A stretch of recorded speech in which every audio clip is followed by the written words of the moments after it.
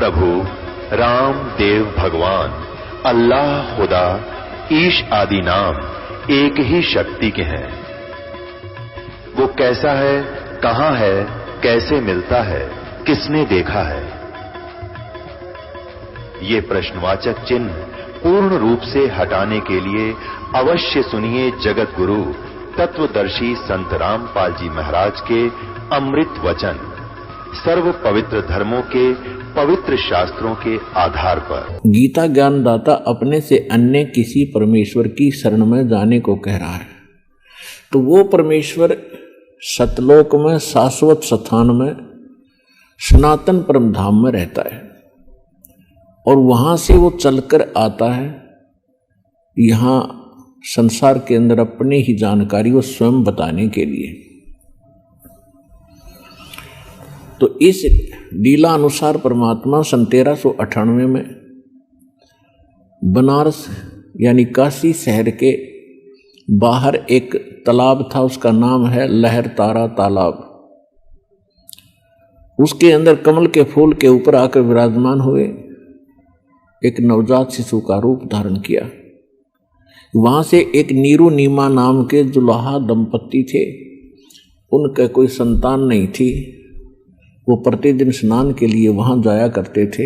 जून का महीना था, पूर्णमासी का दिन, सुबह ब्रह्म मुहूर्त में वहां जब वो स्नान करने के लिए गए तो परमात्मा को वहां कमल के फूल पर एक बालक के रूप में उन्होंने प्राप्त किया, घर ले आए। परमात्मा ने 25 दिन तक कुछ भी आहार नहीं किया। माता पिता जो मुंह बोले माता पिता थे, यानी कर्तृम परिवार था उनका, वो चिंतित हुए। फिर परमेश्वर की कृपा हुई, उनको प्रेरणा हुई और एक कुंवारी गाय लाई गई। कुंवारी गाय ने दूध दिया। उस कुंवारी गाय का दूध परमात्मा पिया करते थे बालक रूप में। ऋग्वेद मंडल नंबर 9 सूक्त नंबर 1 मंत्र 9 में यह प्रमाण है कि परमात्मा जब शिशु रूप धारण करके एक लीला करने आते हैं, उस समय उनकी परवरिश की लीला कुंवारी गायों के द्वारा होती है। और कबीर सागर के अंदर, ज्ञान सागर में यह प्रमाणित है कि परमात्मा 25 दिन तक कुछ आहार किया नहीं और तब उनको कुंवारी गाय उनके सामने लाई गई। कुंवारी गाय ने दूध दिया, उस दूध को परमात्मा पिया करते थे। एक तो ये सिद्ध होता जा रहा है कि हु इज गॉड, परमात्मा है कौन। जो वेदों को हम सत्य मानते हैं, वेद परमात्मा की महिमा से युक्त हैं, परमात्मा के गुणगान ही वेदों के अंदर लिखा गया है, भगवान का विधान बताया गया है। परमात्मा कैसी लीला करता है, कैसा है, कहाँ रहता है, उसके मिलने की विधि क्या है, यह हमारे सदग्रंथों में प्रमाणित है, विद्यमान है। तो उन्हीं सदग्रंथों से आज ये निष्कर्ष निकल रहा है, ये सच सामने आ रही है कि परमात्मा साकार है। इन वेदों के पढ़ने वाले आज तक हमें निराकार बताया करते थे। तेन खाक पड़ा वेद, अपना जीवन नाश किया प्रभुता के भूखों ने या माया के पुजारियों ने, और हमारे पूर्वजों को डबो दिया, भूत बनवा दिए, पशु बनवा दिए, गलत साधना करवा के। वो भोले भाले थे। ये संस्कृत के बोलने वाले गुरु गणे चतुर दिखाई देते थे। उन्होंने सोच लिया था कि बड़े विद्वान हैं, संस्कृत भाषा बहुत जानते हैं, सदग्रंथों को ठीक से जाना होगा, समझा होगा, लेकिन उनको कै ख भी पता नहीं था उन हमारे धर्म गुरुओं को, हमारे सदग्रंथों का, और ना उनका कोई अपना अनुभव था, जिस कारण से इन्होंने सारा ज्ञान उलट बता दिया। उस ज्ञान को सीधा करने में हमें कितना संघर्ष करना पड़ रहा है। 120 वर्ष परमात्मा रह गए चले गए, किसी ने नहीं सुना वो क्या कहा करते थे। वो 600 वर्ष पहले बताया करते थे कि 3 देव की जो करते भक्ति उनकी कदे ना हो मुक्ति। और इसी बात का इतना भयंकर विरोध करवा दिया था धर्म गुरुओं ने। परमात्मा के साथ 100 सितम किए, ऐसे कैर ढाए, कलेजा मुंह को आता है उनकी लीलाओं को देखकर। वो हमारे लिए भटक रहे थे, हम उनके पीछे पड़ गए। तू जुलाहा है, तू धारणक है, क्या जाने भगवान के बारे में, तेने क्या पता सदग्रंथों का। जो परमात्मा ने 600 वर्ष पहले वो ज्ञान दिया था वो लिपिबद्ध कर दिया गया आदरणीय धर्मदास साहिब जी के द्वारा। और आज वो ज्ञान जो भगवान बताया करते थे आज हमारे सदग्रंथों में ज्यों का तो मिला। तो इससे सिद्ध है कि जो हमारे धर्म गुरु थे वो हमारे सिलेबस से, हमारे दातुम ग्रंथों से अपरिचित थे, बिल्कुल महामूर्ख थे। जो टीचर अपने सिलेबस से परिचित नहीं है तो टीचर नहीं, वो तो महामूर्ख व्यक्ति है, विद्यार्थियों का नाशक है। तो कहने का भाव यह है कि जब परमात्मा 5 वर्ष के हुए, 5 वर्ष की आयु में 104 वर्ष के आयु के एक विद्वान पंडित ब्राह्मण स्वामी रामानंद जी को परमात्मा ने ज्ञान के अंदर पराजित कर दिया। उनको जवाब नहीं आ रहा था। तो कहने का भाव यह है कि परमात्मा ही स्वयं आकर के ज्ञान देते हैं। रामानंद जी को मालिक ने बहुत पहले तो वेदों गीता से पूछा कि आप कहते हो परमात्मा पाप नाश नहीं कर सकता, कर्म तो जीव को भोगने ही पड़ते हैं, जैसा जिसने किया वो तो भोगना ही पड़ेगा और भक्ति भी करते ही रहना होगा। परमात्मा ने एक ही प्रश्न किया था, स्वामी जी आप ग्रंथों को मानते हैं, क्या आप वेदों को सत्य मानते हैं? स्वामी रामानंद जी वेदों को आधार मानकर ही जनता को ज्ञान बताया करते थे और साथ में पुराणों को, गीता को, सबको आधार बताते थे और परमात्मा को निराकार बताते थे। और एक सामान्य थ्योरी बना रखी थी, एक साधारण शब्द ने एक सिद्धांत बता रखा था। पहले तो अपने जंतर मंत्र बताते हैं, ये कर लो, वो कर लो, ये जाप कर लो, ये हवन करवा दो, इतना दान कर दो, गंगा में स्नान कराओ, प्रयाग में पिंड भरवा दो, पेवा पिंड भरवा दो।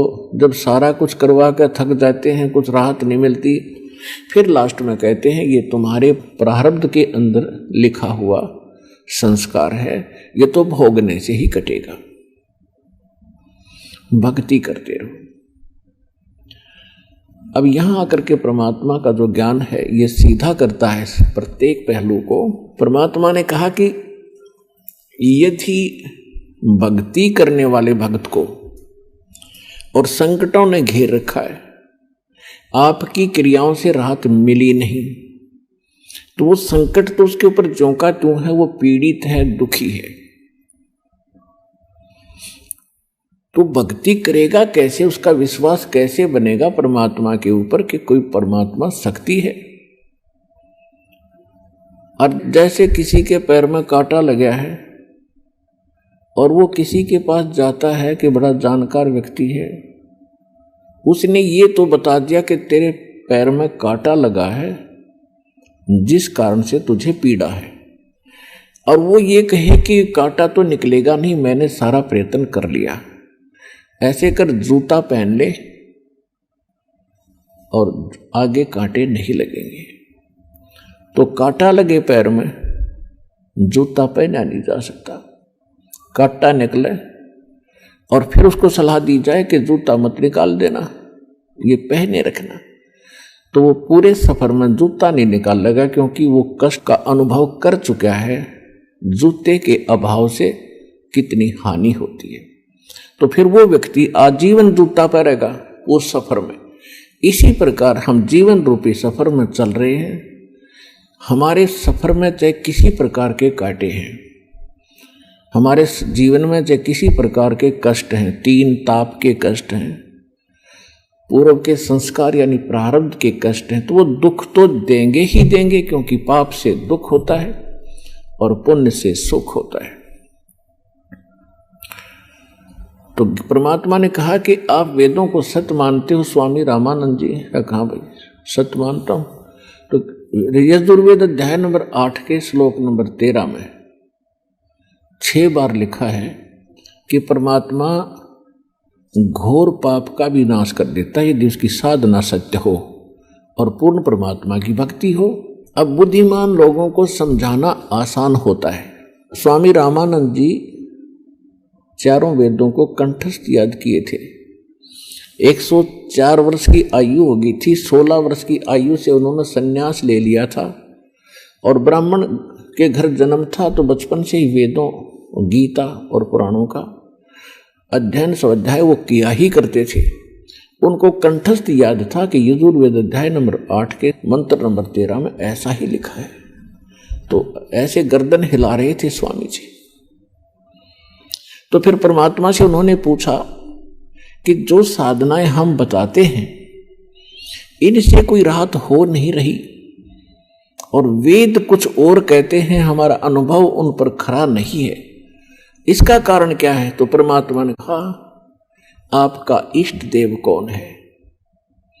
परमेश्वर कबीर जी ने पूछा कि आपका पूज्य देव कौन है? स्वामी जी ने कहा कि मेरा पूज्य देव भगवान विष्णु है और इनके समांतर हम भगवान शंकर और गणेश, दुर्गा आदि को भी आदर से और पूज्य ही मानते हैं। लेकिन मैं वैष्णव साधु हूं, वैष्णव पंथ से जुड़ा हूं, मेरा इष्ट विष्णु जी है। विष्णु जी सतगुण है। परमात्मा ने पूछा, हाँ सतगुण कहो और चाहे विष्णु जी कहो एक ही है, ठीक है। तो परमात्मा ने कहा आप विष्णु जी, ब्रह्मा जी, शिव जी को क्या मानते हो? स्वामी जी ने कहा कि ब्रह्मा जी की जन्म मृत्यु होता है, इनकी आयु 100 वर्ष की है, ये फिर पुनः जन्म ले लेते हैं, तुरंत उसी रूप में आ जाते हैं जैसा उनको अज्ञान पढ़ा रखा था, सुन रखा था। लेकिन भगवान शंकर और भगवान विष्णु ये अजरो अमर है और भगवान विष्णु ही 3 लीला करता है। रजोगुण युक्त होकर ये सृष्टि रचते हैं, सतोगुण युक्त होकर के ये पालन करते हैं और तमोगुण युक्त होकर के ये संहार कर देते हैं। ये स्वयं ही सब कार्य करते हैं। ये अजरो अमर है, अविनाशी है। अब परमेश्वर 500 वर्ष के और महात्मा जी 104 वर्ष के। परमात्मा कहते हैं देवी भागवत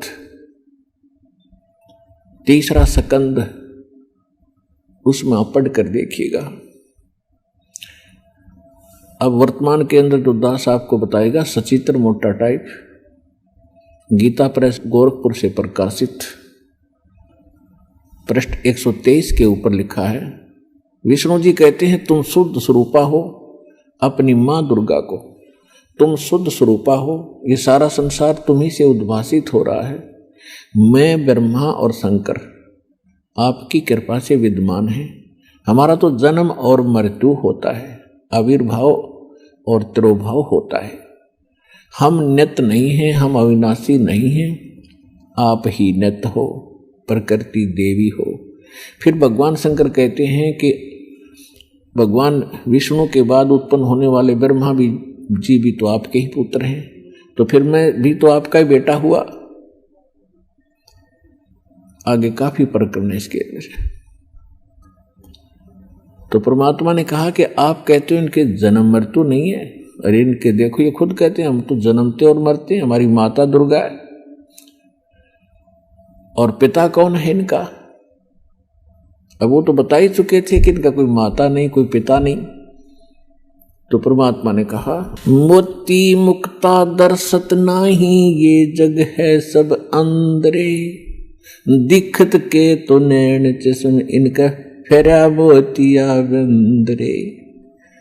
ये दिखे थे बड़े विद्वान, संस्कृत को याद कर रखा कंठस्थ, सारा 2-2 घंटे संस्कृत में भाषण देते रहते हैं और कह का पता नहीं तुम्हें अपने सदग्रंथों के बारे में। इसके लिए बताया कि जिसको मोतिया बंद हो जाता आंखों में, उनकी आंखें बड़ी स्वस्थ दिखाई देती हैं, लेकिन उनको दिखता कुछ नहीं, वो नपट अंधे होते हैं। इसी प्रकार इन ऋषि महर्षियों और इन आचार्यों, गुरुओं, पंडितों के बारे में कबीर साहब कहा करते थे कि मोती मुक्ता दर्शत नाही, ये जग है सब अंदरे, दिखत के तो नैन चश्म इनके फिरा मोतिया बंदरे। संस्कृत भाषा को बोलते हैं तब तो ऐसा लगता है जैसे बड़े विद्वान होंगे, और जब इनके अंदर की तलाशी ली जाती है, इनसे प्रश्न किया जाता है, ये चौड़े में फेल हो जाते हैं, ये निपट अंधे हैं, आंखों वाले अंधे हैं, इनको ज्ञान नहीं। तो परमात्मा ने कहा कि फिर आपने ये पढ़ा क्या स्वामी जी? अब स्वामी जी कति टूट गए। देखो, साधु संत भक्त परमात्मा के लिए ही प्रयत्नशील होते हैं। जो भक्त हैं उनको भी भगवान की तलाश है, इसलिए वो किसी गुरु के पास गए हैं। और गुरु जो पद पे प्राप्त बैठा है वो भी तो भगवान के लिए ही घर से निकला है, उसने प्रयत्न प्रारंभ किए हैं तो परमात्मा के लिए किए हैं। आज ठीक है वो गुरु पद पर बैठ गया और बहुत से शिष्य भी हो गए हैं, तो उसने पुनः विचार करना पड़ेगा, क्योंकि उसको परमात्मा की आवश्यकता है। यदि उसका मार्ग गलत है तो आज भी ठीक किया जा सकता है उसको, और यदि आज भी ठीक नहीं करेगा अभी अपने अभिमानवश, तो वो दूना दोषी होगा।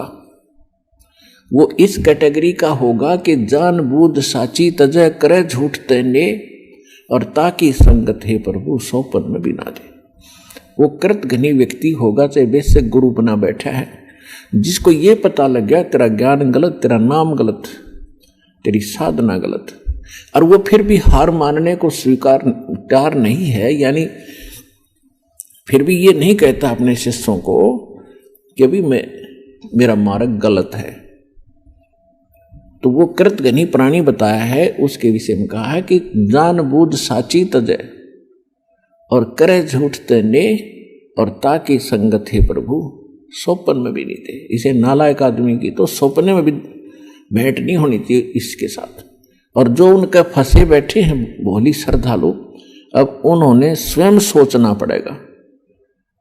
अगर वो गुरु होगा और भगवान की खोज में होगा तो पहले वो कहेगा अपने शिष्यों को, क्योंकि जो दास ज्ञान देता है सबसे पहले खटक उन गुरुओं को लगती है, क्योंकि उनके विषय में बोला जा रहा है कि उसका ज्ञान गलत, राधा स्वामी पंथ का ज्ञान गलत, उनके नाम गलत, उनकी साधना गलत।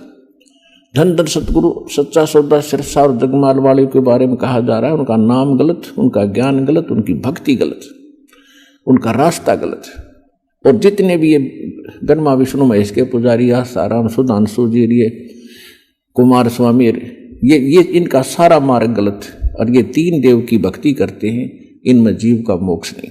तो इनको सबसे पहले इस बात पर जोर देना चाहिए कि ये क्यों कह रहा है रामपाल दास, इसका उद्देश्य क्या है। कम से कम उद्देश्य जानकर हमारे सदग्रंथों को, लिटरेचर को पढ़ रहे ये संत दास की उनसे विनम्र प्रार्थना है, उनका भी जीव रक्षा होगी।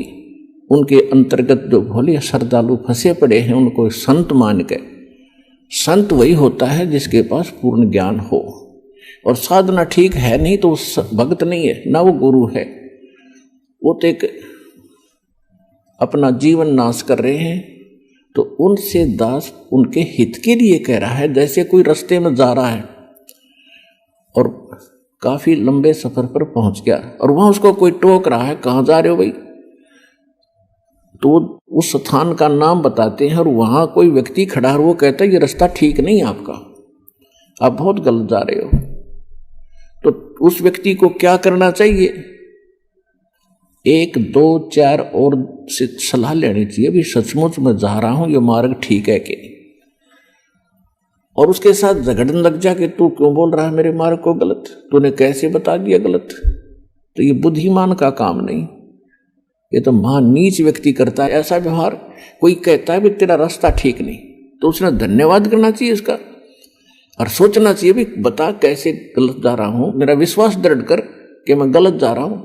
तो और नहीं तो मैप हमारे पास है, उस नक्शे को, उस मानचित्र को सामने धर ले, और भाई तू यहां खड़ा है, ये शहर है और आप जा रहे हो दिल्ली, और आप इशार से चल के आगे सिरसा, ये सिरसा यहां पर है और दिल्ली इधर है, तेरा मार्ग इसलिए गलत है।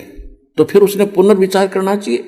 तो हमारे जो सदग्रंथ हैं ये हमारा मानचित्र है, ये हमारा गाइड है। जो संत हमारे सदग्रंथों के विरुद्ध बताते हैं और विरुद्ध जा रहे हैं और अपने भक्तों को ले जा रहे हैं, उनके लिए दास प्रार्थना कर रहा है कि आप शास्त्र विधि त्याग कर मनमाना आचरण करे और करवा के अपना जीवन नाश कर रहे हो और आपके आश्रित इन भोले श्रद्धालुओं के जीवन को नाश करके उनका भार अपने सिर पर धरकर पाप के भागी बन रहे हो। दास उनको इतना सतर्क करना चाहता है कि कुछ संभलो और विचार करो। ये मैप तुम्हें नहीं देखने आते हैं तो दास ने कति क्लियर कर रखा है। इन सदग्रंथों को दास ने कति निष्कर्ष निकाल कर सत्संग कर रखे। इनको संत भी सुने, उनके चेले भी सुने, अगर उनका समझ में आओ तो ग्रहण करें, ना कोई जोर जबरदस्ती नहीं। वैसे ही किसी के साथ झगड़ा कर लेते हैं, तुमने ऐसे गलत क्यों कह दिया, पहले देखो गलत क्यों कहा। तो ये तो एक सभ्यता, एक नेक व्यक्ति के लक्षण। और एक बेमतलब उसको सच्चा रास्ता दिखावे, उसके भले में कहे, उसके साथ वो झगड़ा करता है तो कहते हैं कहे भली माने बुरी। और यही परीक्षा नीच आदमी की यही परीक्षा होती है कि उसके भले की कहेंगे तो उसको हानि करता है। कबीर साहब कहते हैं कि साच कहूं तो जग नहीं माने और झूठा जग पतियासी। अगर साच कहूं तो ये जग नहीं मानता, इन झूठों की बात पर विश्वास किए बैठे हैं। तो दास का जो उद्देश्य है, कहने का भाव ये था, परमात्मा और स्वामी रामानंद जी की जो चर्चा चल रही थी,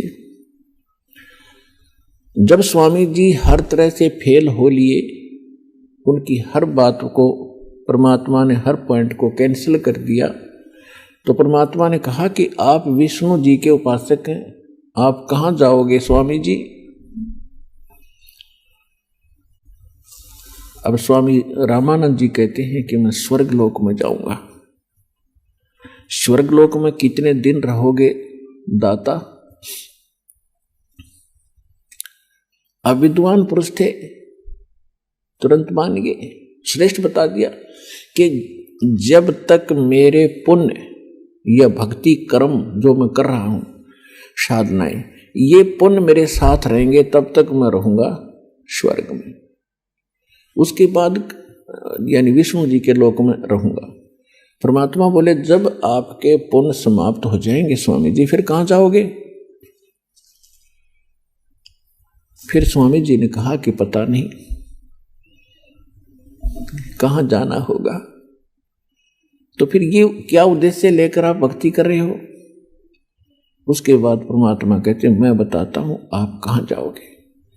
यहां पर आपकी जो साधना आप कर रहे हो, ब्रह्म तक की साधना, पर ब्रह्म तक की साधना, एक पार ब्रह्म यानी पूर्ण परमात्मा को छोड़कर अन्य जिस भी देव को इष्ट मानकर आप भक्ति करते हो, उनको क्या लाभ होगा। किया हुआ वर्क डन मिलेगा, किया कर्म प्राप्त होगा। और यहां दोनों कर्म बनते हैं, पुण्य कम बनते हैं, पाप घने बनते हैं। ये अक्षित्र ऐसा है। जैसे पृथ्वी ऊपर पग जो धारे, करोड़ जीव एक दिन में मारे।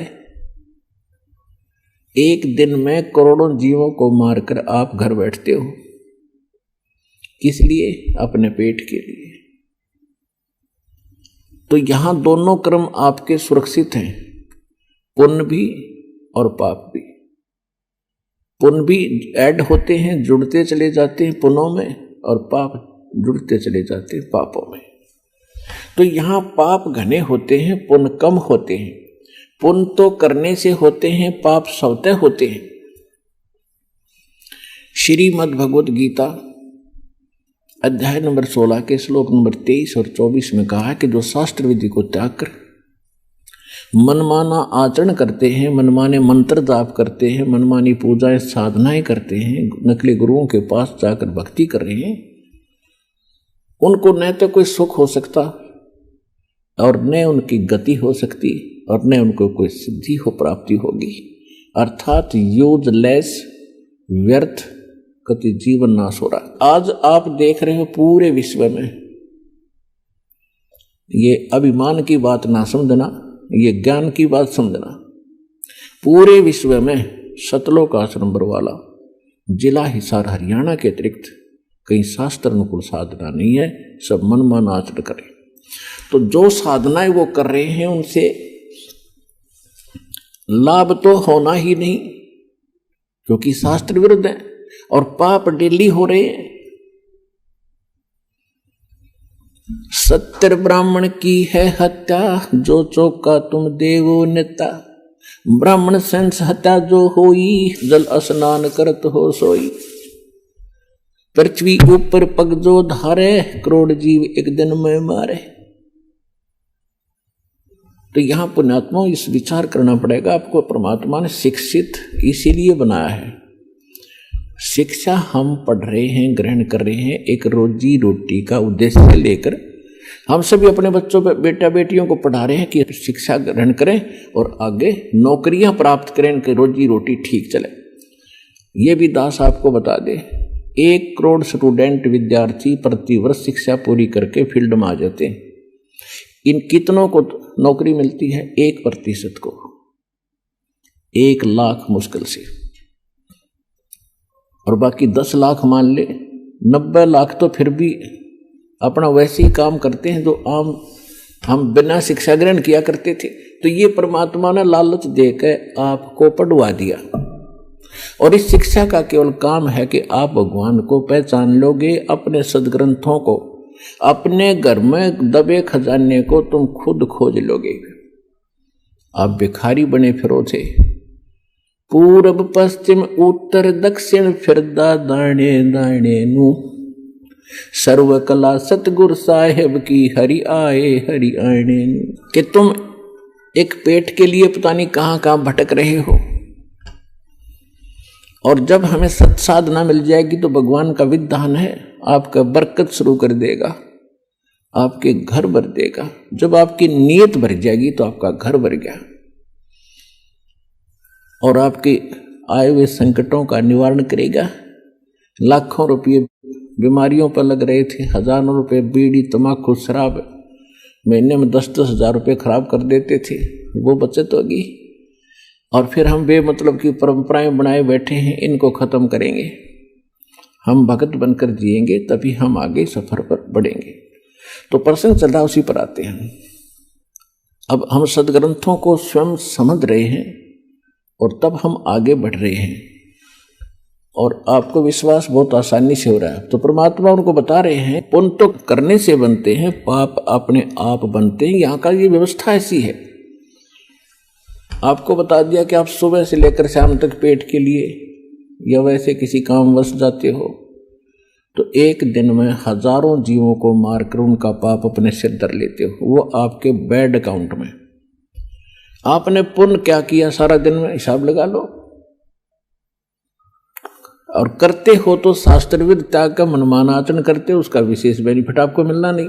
तो वो थोड़ा बहुत पुण्य करते हो, कहीं छोटा मोटा कोई भंडारा कर दिया, पक्षियों को पशुओं को कोई दाना वगैरह डाल देते हो, छोटी मोटी कोई धर्मशाला प्याऊ बनवा दी, या कहीं कोई भंडारा कर दिया, कंबल बांट दिए, ये छोटे मोटे पुण्य हैं।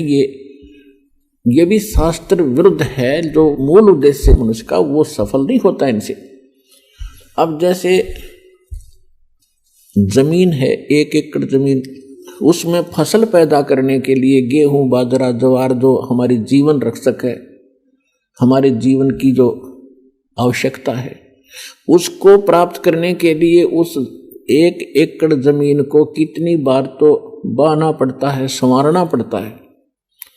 हमारे यहाँ हरियाणा क्षेत्र के अंदर जो विशेषकर नहरी स्थान है, उसमें तो कम से कम 6-6 बार हल से, ट्रैक्टर से उसको संवारा जाता है 1 एकड़ जमीन को। तो स्वयं किया, वो भी पैसे लगे अपनी मजदूरी, या किसी ट्रैक्टर से उसको संवारा तो उससे भी पैसे लगे। फिर उसके अंदर बीज डाला, गेहूं चने बाजरा ज्वार का, जो भी हमने क्रॉप बीजनी है, फसल बीजनी है, वो भी पैसा लगा।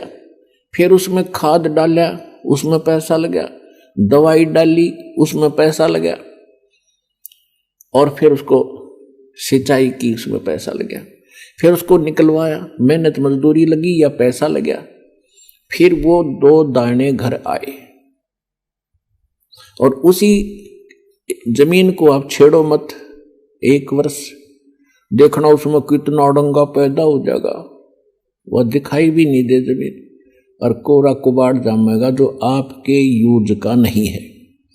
इसी प्रकार ये हमारा शरीर रूपी एक पृथ्वी है जहां हम रह रहे हैं। इस लोक में पाप तो अपने आप होते हैं बगैर किए, और पुण्यों को करने के लिए एक विधान है। जैसे फसल तैयार करने के लिए सारा प्रोसेस अपनाना पड़ता है, सारा तरीका अपनाना पड़ता है, विधि, तो तब वो गेहूं प्राप्त होता है, तब वो व्यक्ति सुरक्षित होता है, आवश्यक वस्तु से प्राप्त होती है। तो कहने का भाव ये है पुण्यात्माओं, तो परमात्मा ने कहा तुम कौन राम का जब ते जापम तात कटे न ये तीनों तापम। तुम किस राम का भजन करते हो जिस कारण से आपकी साधना से, आपके द्वारा बताए गए इस मंत्रों से आपके अनुयायियों को लाभ नहीं हो रहा। आप उन भगवानों की भक्ति कर रहे हो जो आपकी किस्मत में लिखे हुए उन पापों का वो नाश नहीं कर सकते। और वेद बताते हैं परमात्मा घोर पाप भी नाश कर दे। तो इससे सिद्ध है आपको वो परमात्मा मिला नहीं है जिसकी तरफ वेद संकेत करते हैं। इति सिद्ध। वो परमात्मा कौन है? यजुर्वेद अध्याय नंबर 5 के और श्लोक नंबर 32 में कहा है, उसी कसी माने वो पूर्ण शांतिदायक है। गीता अध्याय नंबर 18 के श्लोक नंबर 62 में गीता ज्ञानदाता कहता है कि अर्जुन तू सर्वभाव से उस परमेश्वर की शरण में जा, उसकी कृपा से तू परम शांति को और सनातन परम धाम को यानी शाश्वत स्थान को, अविनाशी स्थान को, सत्यलोक को प्राप्त होगा,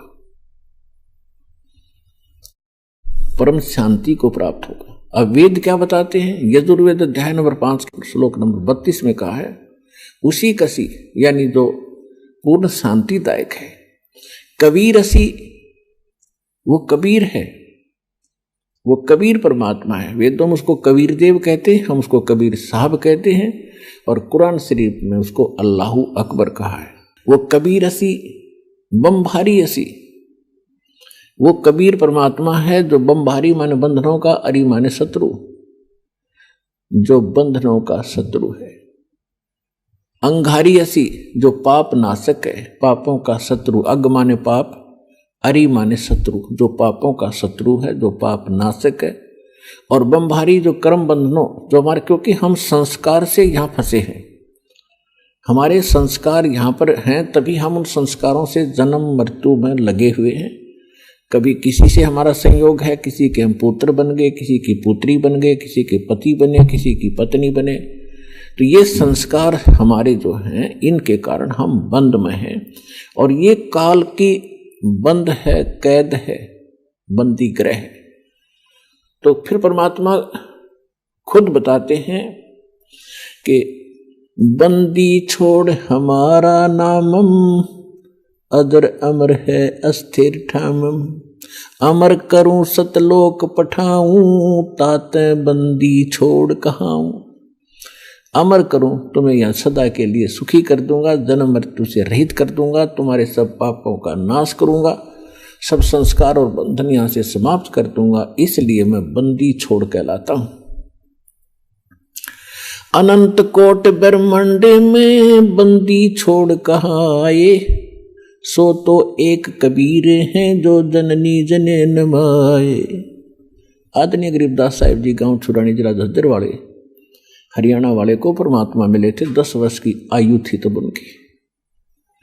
किसान के घर जन्म था, जाट जाति में, खेतों में अपना पशु चरा रहे थे, गौवें चरा रहे थे। वहां परमात्मा आए सतलोक से, जैसा उनके नियम में है, अच्छी आत्माओं को मिलते हैं, उनको अपने ज्ञान से परिचित कराते हैं, सतलोक ले जाते हैं। सतलोक ले जाकर के आदरणीय गरीबदास साहिब जी को वापस छोड़ा,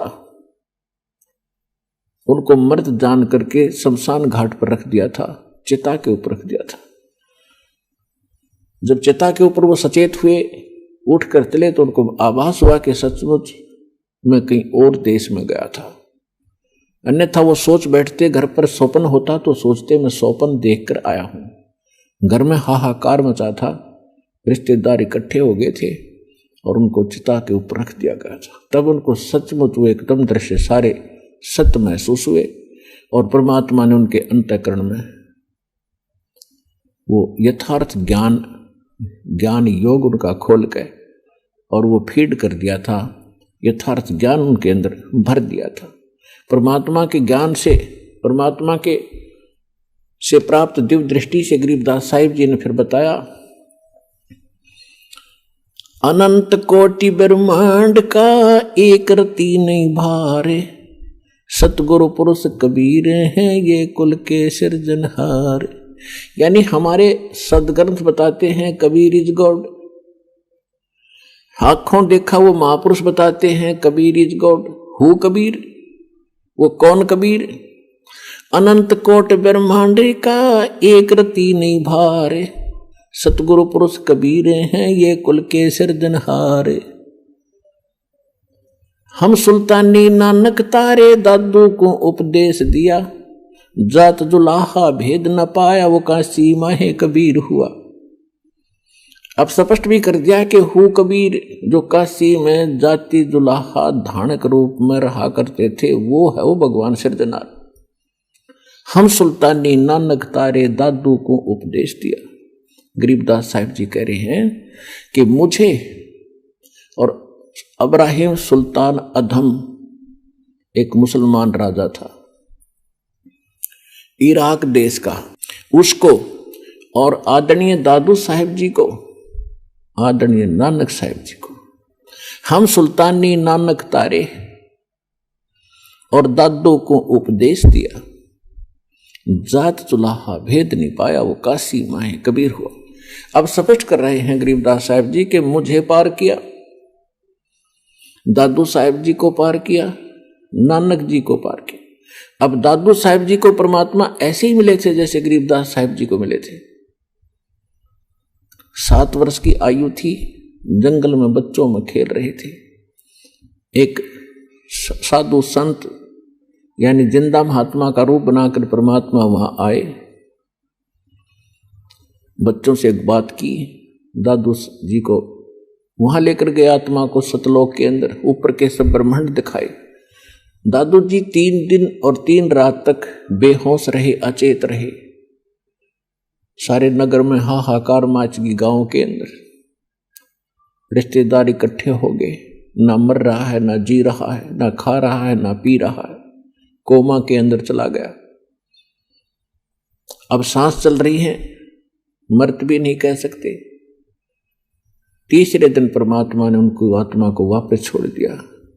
तब उठकर उन्होंने कहा था, जिन मुझको निज नाम दिया सोए सतगुरु हमार, दादू दूसरा कोई नहीं ये कबीर सिरजनहार। उसके बाद नानक साहिब जी को भी परमात्मा मिले थे बेई नदी के ऊपर। सुल्तानपुर एक शहर है, अब पश्चिमी पाकिस्तान के अंदर है। पहले ज्वाइंट भारत था सारा ही। तो वहां वो नौकरी करते थे एक राजा के घर, नवाब के यहाँ मोदी खाने में। नानक जी प्रतिदिन स्नान करने के लिए जाते थे, जो सुल्तानपुर के साथ से एक नहर बह रही है, दरिया नदी, वहाँ एक घाट बना हुआ था, वहां स्नान करने जाते थे। वहां परमात्मा उनको 2 बार मिले।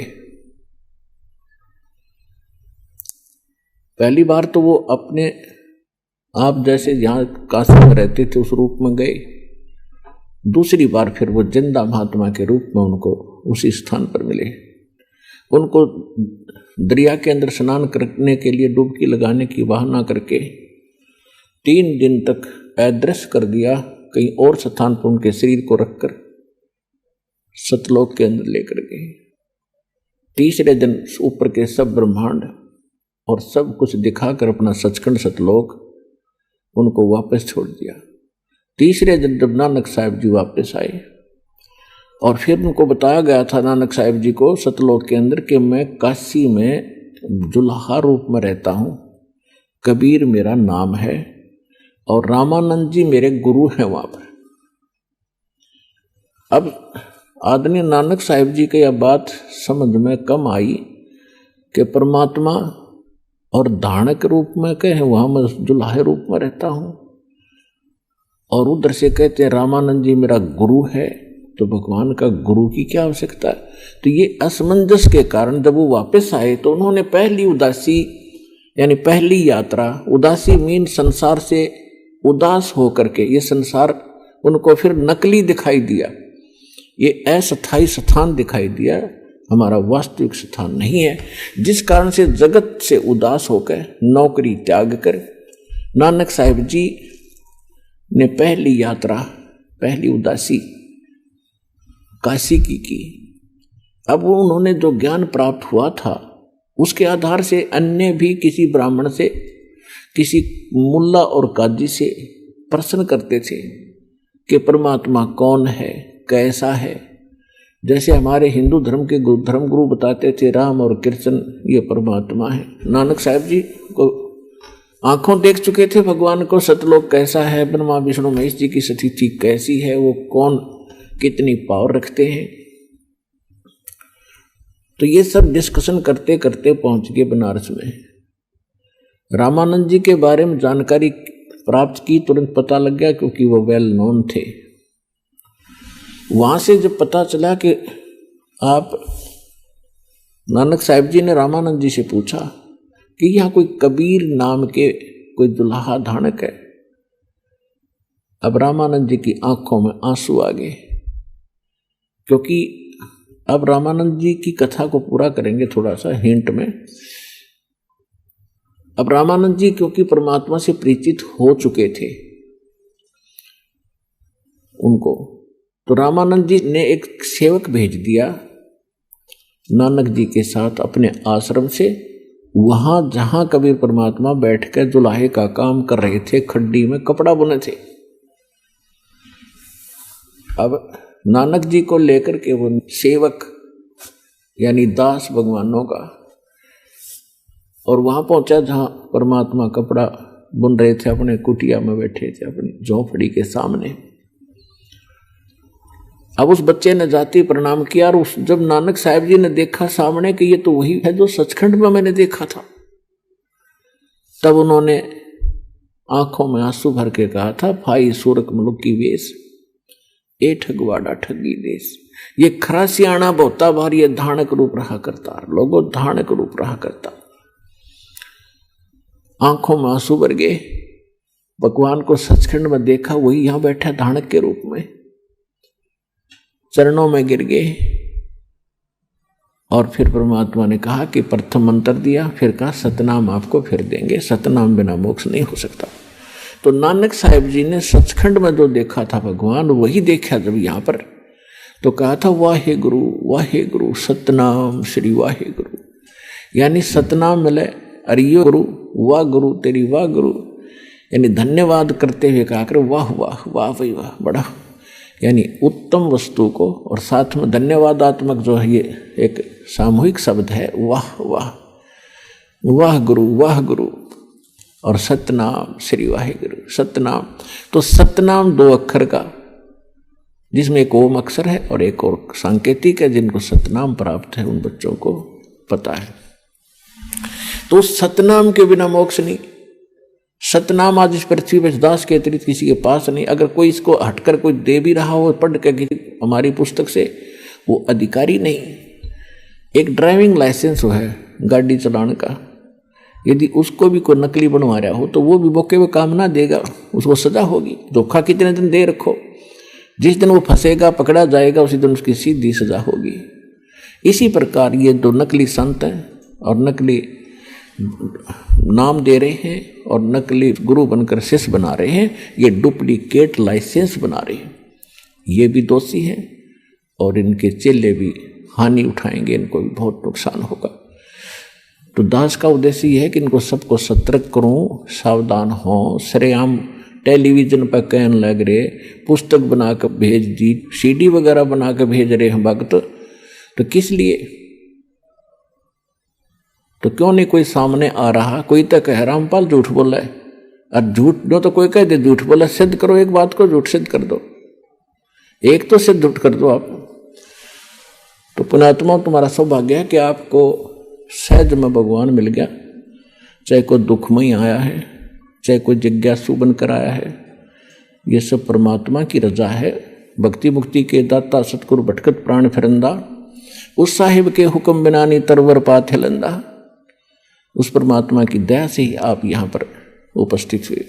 अब प्रसंग चल रहा है कि सिद्ध हो गया कि कबीर इज गॉड। ये कबीर परमात्मा है। कौन कबीर? जो काशी में धारणक रूप में 120 वर्ष रही थी। अब वो परमात्मा कहते, सोचल छिदर मैं करूं अपने जन के काज। अपने भगत के लिए ना जाने में कितने प्रकार की लीलाएं करता हूं।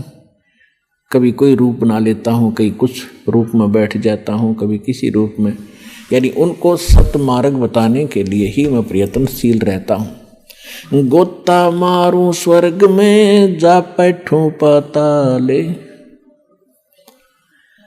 कह कबीर ढूंढता फिरूं अपने हीरे मोती लाले। आप परमात्मा के हीरे मोती और लाल हो। जिनके लिए परमात्मा भटक रहे हैं वो कहते हैं कि गोता मारो स्वर्ग में। स्वर्ग में गए, वहां ब्रह्मा विष्णु महेश से मिले कि ये भी उसी की आत्मा है। हम बैरागी ब्रह्म पद सन्यासी महादेव, सो हम मंत्र दिया शिव जी को, वो करे हमारी सेवे। अब कबीर साहब कह रहे हैं कि मैं भगवान शंकर के पास गया था, तुम्हारे भगवान शंकर के पास, उनको यो ज्ञान बताया था, सृष्टि रचना की जानकारी दी थी, वो प्रभावित हुए थे, उन्हें मुझे गुरु बनाया था, उनको मैंने सोहम नाम दिया था। पुण्यात्माओं, सोहम मंत्र न किसी वेद में, न किसी पुराण में और न किसी गीता में, ये परमात्मा ही अपने, क्योंकि परमात्मा का जो ज्ञान है वो कंप्लीट ज्ञान है और वो सर्वशक्तिमान है। तो परमात्मा कहते हैं सोहम शब्द हम जग में लाए। ये सोम शब्द हमने आकर प्रकट किया है और सार शब्द हमने गुप्त छुपाए। सार शब्द तो अभी भी किसी के सामने नहीं दिया परमात्मा ने। इस दास पर कृपा करी, या कुछ महापुरुष जो उनको सीधे मिले थे, आदरणीय धर्मदास साहिब जी, आदरणीय मुरुखदास साहिब जी, आदरणीय दादू साहिब जी, आदरणीय नानक साहिब जी, आदरणीय गरीबदास साहिब जी, गांव छुड़ानी जिला झज्जर हरियाणा वाले, आदरणीय गीसा दास साहिब जी, गांव खेकड़ा जिला बागपत उत्तर प्रदेश वाले, इन सब को परमात्मा सीधे मिले थे, सचखंड लेकर गए थे, सतलोक फिर वापस छोड़ा था और इनको ये नाम दिए थे। लेकिन इनको प्रतिज्ञा दिला दी थी कि ये सतनाम भी किसी को नहीं बताना। धर्मदास मेरी लाख दुहाई, और ये सार नाम कहीं बार ना जाए, मूल ज्ञान भी बार ना जाए। एक स्थान पर कहा कि मूल ज्ञान बार ना जाए, फिर कहा कि सतनाम और सार नाम भी कहीं बार नहीं जाना चाहिए। देखो, स्पेयर पार्ट की एक दुकान होती है जिसमें सारे कलपुर्जे रखे होते हैं। अब उसमें रखे तो हैं पुर्जे, लेकिन वो पुर्जों को तो जानने वाला, उन पार्ट्स को जानने वाला इंजीनियर ही गाड़ी बना सकता है, या उसमें कोई डिफेक्ट गाड़ी में हो पुर्जा बदल सकता है जिसको जानकारी है। तो परमात्मा ने आके ये मंत्र सोहम बता दिया था, लेकिन इसको नाम देने का अधिकार या तो परमात्मा को था, उसके बाद सभी संतों को बना कर दिया था कि सतनाम नहीं देना। इसका प्रत्यक्ष प्रमाण है कि पूरा सिख समाज इस सतनाम से अपरिचित है, जो 2 अक्षर का है। तो इससे भी सिद्ध है कि नानक साहिब जी को भी सख्त मना किया गया था कि सतनाम भी नहीं देना किसी को। अब इस दास पर रजा करी है परमात्मा ने कि पूरे विश्व को सतनाम दिया जाएगा, जो शरण में आवेगा, मर्यादा में रहेगा, सकल सृष्टि प्रवानिक हुई। परमात्मा ने कहा कि पूरा विश्व नाम लेगा और सत नाम का घर घर उच्चारण होगा, जाप किया करेंगे। ये इसलिए छुपा के रखा था।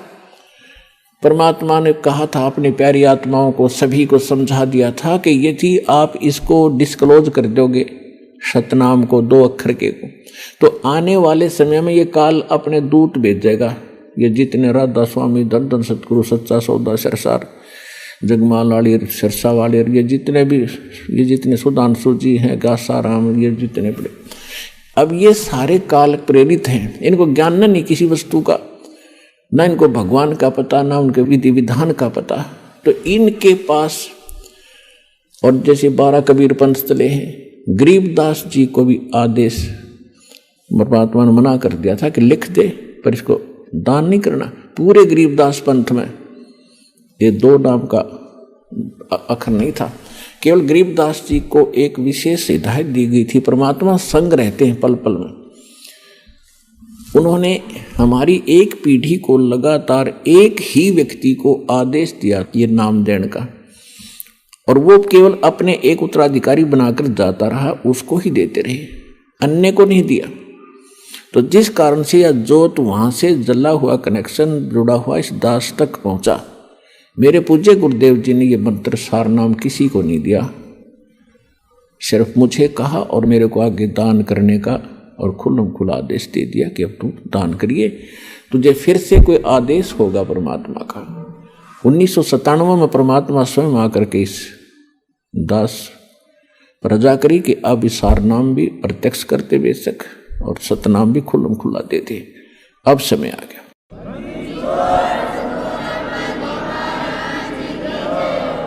आइए अब हम उन श्रद्धालुओं के अनुभव जानते हैं जो जगत गुरु तत्वदर्शी संत रामपाल जी महाराज जी से दीक्षा प्राप्त कर चुके हैं तथा उनके द्वारा बताए गए भक्ति मार्ग पर चल रहे हैं। बहन जी नमस्कार। जी सत साहिब जी, क्या नाम है आपका? अमृत कौर आलूवालिया नाम है मेरा। अमृत कौर जी, कहाँ से आए आप? मैं पूना से हूँ, महाराष्ट्र। संत रामपाल जी महाराज से कब जुड़े आप? मैं 4 जून 2013 को जुड़ी थी संत रामपाल जी महाराज। संत रामपाल जी महाराज जी से नाम दीक्षा लेने से पहले आप क्या भक्ति साधना करते थे? देखिए, मैं सिख परिवार से बिलोंग करती हूँ, इसीलिए गुरु ग्रंथ साहिब जी को मैं मानती थी। तो जो हमारे शास्त्रों में लिखा हुआ है, जो हमारे ग्रंथ में, हम उसको मानते थे, लेकिन उसमें जो लिखा है वो मुझे कभी समझ नहीं आया। तो जब हम संत रामपाल जी महाराज जी का ज्ञान हमने सुना और उनसे जुड़े, तो गुरु ग्रंथ साहिब जी में हमें क्या दिखाया है, क्या लिखा है और हमें कैसी भक्ति करनी, वो हमें संत रामपाल जी महाराज जी ने बताया। संत रामपाल जी महाराज से कैसे जुड़े आप? संत रामपाल जी महाराज जी से मैं ऐसे जुड़ी, मैं कॉलेज का लास्ट ईयर कर रही थी, तब मुझे मेरे हस्बैंड के वहाँ से रिश्ता आया था। तो वो 13 साल से जुड़े हुए संत रामपाल जी महाराज जी से। तो उन्होंने पहले तो हमें बताया जब देखने आए कि हमें दहेज में कुछ नहीं चाहिए। तो ये सुन के मेरा पूरा परिवार शॉक्ड हो गया था, क्योंकि हमने अपने मतलब जब तक के लाइफ में अभी तक कभी नहीं देखा कि दहेज नहीं मांगा है। तो हमारे फैमिली में सबसे बड़ा शौक तो ये था कि क्यों ऐसे। तो हमने सोचा कि लड़के में तो कोई प्रॉब्लम नहीं या कुछ प्रॉब्लम तो, लेकिन जब हमने उनका ज्ञान समझा तो हम बहुत शॉक्ड थे। मेरी बहनें भी हैं, तो उनकी जब शादी हुई थी तो मम्मी डैडी ने बहुत दहेज दिया था। तो मुझे आज भी याद है, मतलब मेरे मम्मी डैडी बहुत ही मतलब कर्जे में जा चुके थे उसके लिए, क्योंकि एक बेटी की शादी करना आज के ज़माने में बहुत छोटी बात नहीं है। वो बहुत माँ बाप को पता है और उनके परिवार को पता है वो कितनी बड़ी बात होती है। तो मेरे शादी में कोई दहेज नहीं लिया गया। मैंने जो जोड़ा भी पहना था वो मुझे मेरे ससुराल से आया था, ना उन्होंने कोई मांग रखी, ना 1 रुपए का भी मैंने दहेज दी। क्या कारण मानते हैं कि उन्होंने आपसे दहेज की मांग नहीं की, बगैर दहेज के आपकी शादी हुई है? ये संत रामपाल जी महाराज जी का ही निर्मल ज्ञान है, जिन्होंने हमारे समाज को बताने की कोशिश की और हमारे भक्तों को बताया कि बेटी को बेटी बनाकर ही लाना है, बहू बनाकर नहीं। तो ये दहेज प्रथा इसलिए हमारे संत रामपाल जी महाराज जी ने बंद की है। समाज सुधार में यदि बात की जाए किसी भी संत की या महंत की, तो संत रामपाल जी महाराज का सबसे पहले नाम आता है, क्योंकि आज जो नशा हिंदुस्तान में तेजी से बढ़ रहा है उस पर संत रामपाल जी महाराज ने ब्रेक लगा दिया है और बहुत सारे लाखों लोगों का नशा उन्होंने छुड़ा दिया है। आपके साथ ऐसा कोई अनुभव हो, आपके परिवार में ऐसा कोई अनुभव हो कि संत रामपाल जी महाराज ने आपके परिवार से किसी भी व्यक्ति का नशा छुड़वाया हो? सबसे बड़ा लाभ परमात्मा ने जैसे ही नाम लिया ये दिया, मेरे माता पिता और मैं और मेरे चाचा चाची हम लोग ये राधा स्वामी से जुड़े हुए थे। तो वहाँ पर सत्संग में जाते थे लेकिन कोई ज्ञान नहीं था। मतलब मैं जाती थी लेकिन मुझे वहाँ का ज्ञान नहीं समझ आता था कि क्या ज्ञान देना चाहते वो। वहाँ पर बताया जाता था कि आप परमात्मा आपको परीक्षा लेने के लिए भेज रहे हैं, फिर उसके बाद में आपको परीक्षा देनी है, शरीर चेंज का आना है। मतलब ये इसका कोई मीनिंग नहीं, मीनिंगलेस था मेरे लिए ज्ञान। तो मेरे डैडी फिर भी नशा करते थे, वहाँ पर बताया जाता था नशा नहीं करो, लेकिन मेरे डैडी ने नहीं छोड़ा। जैसे ही संत रामपाल जी महाराज जी से हम जुड़े, वो दिन और आज का दिन है, हमें भक्ति ये नाम दीक्षा लेकर आज 4 साल हो चुके हैं पूरे। मेरे डैडी ने फिर से कभी सिगरेट की तरफ या शराब की तरफ देखा भी नहीं है। आखिर लोग जब दूसरे पंथों में होते हैं, दूसरे संतों से जब नाम दीक्षा लेते हैं, तो उन मर्यादाओं का पालन क्यों नहीं करते? और जब संत रामपाल जी महाराज से नाम दीक्षा लेते हैं और नशा छोड़ देते हैं, नाम दीक्षा लेते हैं और दहेज देना बंद कर देते हैं, ऐसा कैसे है? ये हमारे संत रामपाल जी महाराज जी पूर्ण परमात्मा है और जो इनका ज्ञान है ये निर्मल ज्ञान है और शास्त्रों के अनुसार भक्ति बताते हैं। तो जैसे इस ज्ञान को हम समझते हैं, विद प्रूफ्स देखते हैं, हमें तुरंत हमारी आत्मा को पता चलता है कि ये ज्ञान जो है ये निर्मल है और ये ज्ञान 100% प्योर ज्ञान है। ये ज्ञान हमें और कहीं नहीं मिलेगा। तो जितना हो सके इस भक्ति को करके मोक्ष प्राप्ति का है। अभी जैसे मैं कॉलेज लाइफ में थी, तो जो कॉलेज लाइफ है, education, youngsters only knows the word is enjoyment, they don't know भक्ति। तो यंगस्टर्स को होता है कि भक्ति की एक एज होती है जो कि बहुत ही गलत है। मैंने अपने जीवन के 23 साल वेस्ट किए हैं, तो मैं जानती हूँ कि भक्ति में आने के बाद भी मैं आज पछताती हूँ कि मैंने अपने 23 साल क्यों वेस्ट किए, मुझे परमात्मा जल्दी क्यों नहीं मिले। फिर भी नो अदर देन लेस परमात्मा मुझे मिल गए और आज मैंने जो अपना कॉलेज के बाद की जो लाइफ है, परमात्मा ने इतने अच्छे से, क्योंकि एक हस्बैंड होता है, एक लड़की की हमेशा अरमान होते कि हस्बैंड उनको जो शराब ना पिए, जो उनके साथ मारपीट ना करे और जो उनका ख्याल रखे, ऐसा होने चाहिए। तो संत रामपाल जी महाराज जी के अनुयायी है, जो भगत है, वो बिल्कुल भी शराब, मांस, तंबाकू जैसे चीजों को हाथ भी नहीं लगाते, देखते भी नहीं है। तो एक लड़की के लिए और क्या चाहिए? आज हमारे कॉलेज में हम देखते हैं ड्रग्स, कोकेन, सिगरेट, डिस्को जाना, पब्स जाना, यही फैशन में है। तो एक्चुअली मैं यंगस्टर्स को ये बताना चाहती हूँ कि हमारी लाइफ बहुत थोड़ी है, हमें इस लाइफ में जितना जल्दी हो सके भक्ति करके जुड़ना है, वो भी सही भक्ति करके जुड़ना है। जब हम भक्ति करेंगे तब परमात्मा हमें मोक्ष का मार्ग दिखाएंगे और हमें मोक्ष मिलेगा। बिना भक्ति के कोई भी मार्ग में मोक्ष नहीं है। आप भगत समाज को क्या संदेश देना चाहेंगे, खासकर उन युवा लोगों को जो आज के दिन इस भौतिकता के युग में आध्यात्मिक मार्ग से बहुत दूर हो गया है? जी, मैं उनको यंगस्टर्स को, सारे यंगस्टर्स को एक ही प्रार्थना करना चाहती हूँ कि देखिए, भक्ति की कोई एज नहीं होती। जब भी परमात्मा मिले, सच्चा ज्ञान मिले, जो कि संत रामपाल जी महाराज जी का ज्ञान है, we should just grab the opportunity, because ये अपॉर्चुनिटी बार बार नहीं मिलती। आज हम जब देखते हैं यंगस्टर्स को कि कब मौत हो जाए, ना जाने काल की कर डारे, किस विधि पलट जाए पासा वे, जिन्हां दे सिर ते मौत खड़क दी, उन्होंने केड़ा हासा वे। ये गुरु नानक जी ने बताया था कि मौत तो कभी भी आ सकती है। तो हम इस संसार में जहाँ इतने दुख है, वहाँ क्या खुशी मना रहे, किस बात की? क्योंकि जाना तो एक दिन है ही, ये निश्चित है। दिस इज ट्रू फैक्ट कि हमें मौत आनी है। बिना भक्ति करके जाने से तो बेटर है कि हम भक्ति करके जाए। तो हमारे यंगस्टर्स को एक ही मैसेज देना चाहती हूँ, जितना जल्दी हो सके आप इस ज्ञान से जुड़े, परमात्मा के लाभ उठाएं और मोक्ष की प्राप्ति करें। बहुत बहुत धन्यवाद जी, सत साई।